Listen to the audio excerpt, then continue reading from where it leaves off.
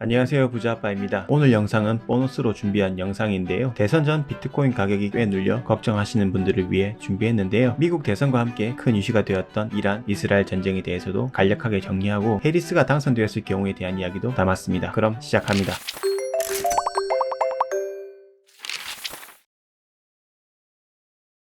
이번 달에도 이런저런 지표들이 많이 발표되었지만 지금은 발표되는 경제 지표에 대해 깊이 생각하는 것보다 대선이 코앞이기 때문에 정세 위주로 흐름을 체크하는 게 시장 흐름을 더 직관적으로 볼 수 있을 것 같습니다. 최근에 계속 비트코인과 암호화폐 시장의 핵심 키워드는 미 대선이랑 중동 전쟁이었죠. 그렇기 때문에 미국의 경제 지표를 보더라도 시장을 읽어내는 것이 쉽지 않았던 것 같습니다. 이 두 가지 요소들이 지표를 빨아들이는 진공 청소기 같은 작용을 했기 때문이라고도 볼 수 있을 듯한데요. 그래서 다른 때보다 국제 정세나 매크로 환경이 더 중요했던 거죠. 이 기사는 10월 21일 비트가 69K를 찍고 이후 조정이 끝날 무렵 나왔던 기사인데, 이 기사가 나온 이후에 비트는 전고점 부근까지 상승해 주었었습니다. 당시 분위기는 중동 리스크가 장기화되고 바이든 정부의 무능과 함께 날아가는 해리스의 지지율을 고려했을 경우 당시 기준 당선이 유력시 되고 있는 사람이 트럼프였던 거죠. 그런 이유로 10월 말까지 비트가 크게 상승을 해주는 움직임이 나와 주었었고, 이후에 갑자기 해리스의 지지율이 높아지게 되면서 동시에 비트도 조정이 나왔었죠. 미국 상황에 대해 이야기 앞서 브릭스 이야기를 잠시 하고 갈게요. 이후 말씀드릴 내용과도 연관성이 있어서요. 러시아는 우크라이나와 전쟁을 일으키면서 강력한 서방 제재로 힘든 시간을 보냈었죠. 그래서 이번에 달러의 지배력으로부터 벗어나기 위한 노력을 기울여왔고, 그 결과가 브릭스 자체 통화인데요. 하지만 최근 개최된 브릭스 결과를 살펴보면 핵심 포인트는 아직 브릭스가 스위프트 결제 시스템을 거스르기 어렵다는 결론이 나오는데요. 지금 몰려있는 건 러시아지 다른 나라들이 서방 제재를 받고 있는 건 아니죠. 결국 시도는 했지만 현재 구축되어 있는 스위프트 시스템이 너무 강력하다 보니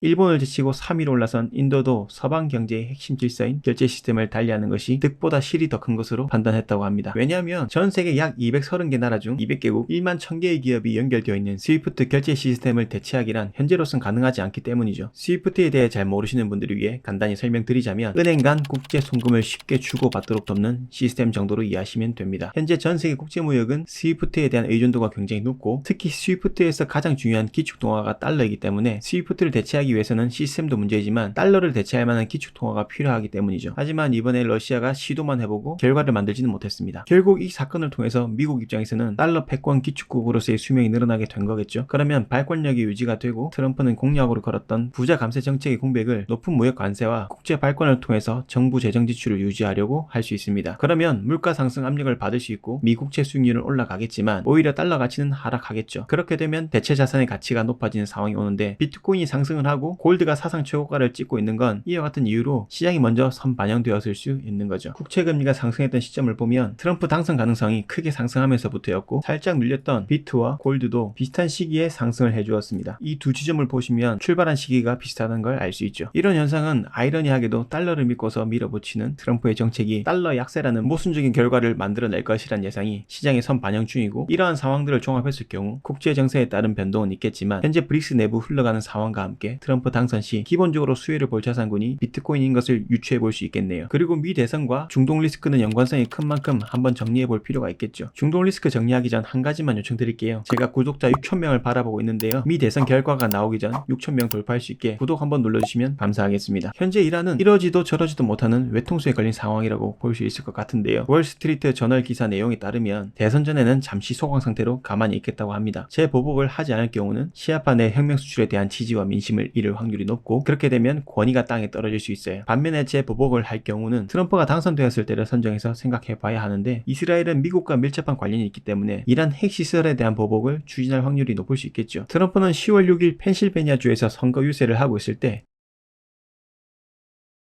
2020년 퇴임 전에도 이란 핵시설을 공격해야 된다는 걸 참모들이 말려서 넘어간 전례가 있죠. 그렇기 때문에 이란이 이번에 재보복을 감행하게 되면 핵시설을 제대로 두드려 맞을 확률이 높다는 건 인지하고 있을 듯 합니다. 그래서 미국의 눈치를 보고 있는 듯 하고요. 그리고 이란 석유시설 공격은 트럼프가 아니라 해리스가 되더라도 미국이 원치 않을 것 같아요. 석유시설을 건들게 되면 국제유가에 영향을 주게 되고, 유가가 상승하면 전 세계 경제에 직접적인 영향을 줄 수 있기 때문에 미국이 원하는 그림은 아닐 것 같다는 생각을 하고 있습니다. 아무튼 이란 입장에서 볼 때 정규 군사력으로는 미국이 뒤에서 받쳐주고 있는 이스라엘한테 덤빌 수가 없으니 이번에 잘 참고 버티기를 시전하면서 국방비 예산을 올려 핵시설 등이나 비대칭 전력 등에 힘을 가해 핵개발 속도를 높이는 전략을 쓸 수도 있겠죠. 뭐 트럼프가 당선되면 이것마저도 쉽지 않을 수 있겠지만 현재로서는 이란, 이스라엘도 서로 적당히 치고받은 뒤 잠시 소강 상태에 들어간 것은 맞다고 볼 수 있겠네요. 그럼 일시적으로나마 지금은 중동 정세가 안정이 되었다고 봐야겠죠. 그러면서 유가도 떨어지게 되고 트럼프 테마의 최대 수혜주인 비트코인에 긍정적인 영향을 줄 수도 있을 것 같습니다. 그래서 지금은 미국 대선만 보면 될 것 같아요. 보고 있는다고 우리가 뭐 할 수 있는 건 없겠지만 이번 흐름을 통해서 또 깨닫고 배우는 것 또한 적지 않을 테니 다음을 위해서 잘 지켜볼 필요도 있겠죠. 그래서 결론은 중동 리스크가 단기 안정이 되었고 미국의 재정 지출이 지속되면 시장 흐름은 크게 부정적으로 볼 필요는 없을 것 같네요. 만약에 카말라 해리스가 당선이 되면 시장에 일시적인 충격은 분명 올 수 있습니다. 제가 이전에 미국 대선에 대해 다루었던 영상들에서도 대통령이 누가 되든 비트코인은 미국 대선 이후에 모두 상승을 해주었다고 말씀을 드린 바 있는데요. 단순히 이렇게 생각해 보자고요. 2016년 당시 트럼프는 비트코인과 암호화폐에 대해서 굉장히 적대적이었죠. 오히려 지금 해리스보다 더 과격하게 표현했습니다. 그럼에도 불구하고 비트코인은 크게 상승했고 반암호화폐 대표적인 정부라고 할 수 있는 바이든이 당선된 2020년도에도 비트는 대선 이후 크게 상승을 해주었죠. 다만 트럼프가 되면 좀 더 좋은 영향을 줄 거라는 기대감이 큰 것이지 해리스가 당선이 된다고 해서 비트가 나락을 갈 거라고 생각지는 않습니다. 그러니 미 대선은 미국 국민들한테 맡기고 우리는 털려나가지 않도록 잘 붙잡고 가시죠. 이제 온체인 데이터를 체크해보면서 현재 비트 시황이랑 앞으로 흐름 짚어보고 마무리해볼게요. 그동안의 상승장을 보면 비트코인 가격이 높아지면서 개인 투자자의 관심도 같이 높아졌었습니다. 그런데 확실히 이번 장은 이전 장과 다른 모습인데요. 녹색 선이 구글의 비트코인 검색량이고 검은색이 비트 가격인데요. 과거에는 비트 가격이 높아질 때 검색량도 크게 상승해 주었죠. 여기도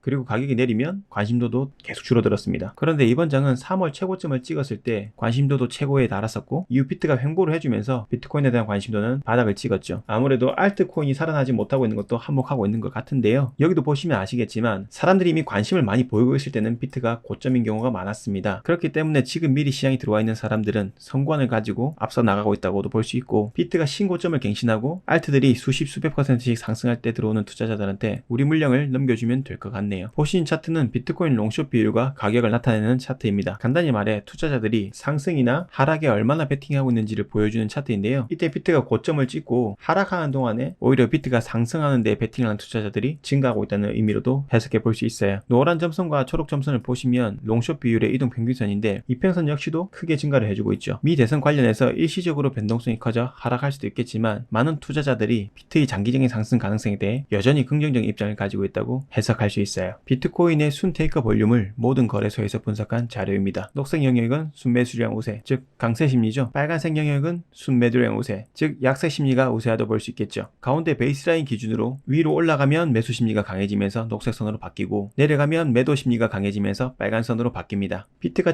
73.6K를 터치한 뒤 눌리면서 비트 가격은 오히려 떨어졌는데 매수 심리는 바닥을 찍고 살아나고 있죠. 아마도 대선 전에 눌림을 기회 삼아 대선 이후부터 시작될 불장을 준비하는 움직임이 아닐까라는 생각이 드네요. 지난주 비트코인 채굴량과 비트코인 ETF 유입량을 보면 이제 비트코인 ETF 유입량이 압도적으로 높다는 걸 알 수 있습니다. 채굴자 물량을 공급, ETF 물량을 수요라고 놓고 봤을 때 수요가 훨씬 많기 때문에 이 부분은 분명 긍정적인 작용을 할 수 있을 것으로 보입니다. 이제 시작된 11월 파이팅하면서 가보시죠. 설명드린 데이터들이나 비트코인 실시간 움직임 그리고 유료 온체인 데이터 등은 제가 운영하고 있는 텔레그램 채널에서 계속 공유드리고 있는데요. 모닝 브리핑부터 나이트 브리핑까지 주기적으로 업데이트를 하고 있으니 들어오셔서 활용하시면 시장 움직임을 체크하는 데 도움이 될 것 같습니다.